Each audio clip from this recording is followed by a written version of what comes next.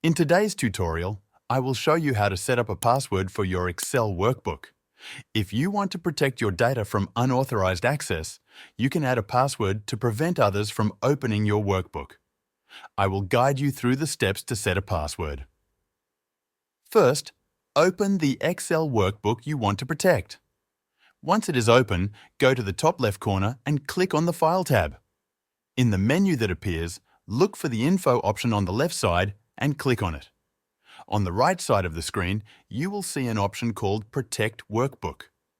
This feature allows you to control the types of changes people can make to your workbook.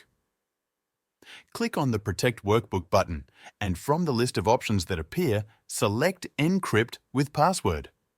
This option will require a password to open the workbook. A small window will appear asking you to enter a password. Choose a strong password and type it into the box. Be careful when entering the password because if you lose or forget it, it cannot be recovered.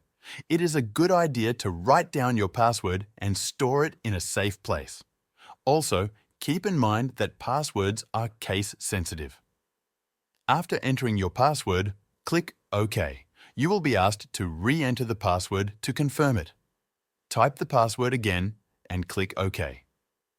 Now that the password has been set, let's test it. Close the workbook and then try to open it again. You should see a prompt asking for the password before you can access the file. Enter the password and click OK. If you entered the correct password, the workbook will open as usual. That's all you need to do. Now, your Excel workbook is protected with a password, and only those who have the correct password will be able to open it. I hope this tutorial was helpful. Thank you for watching.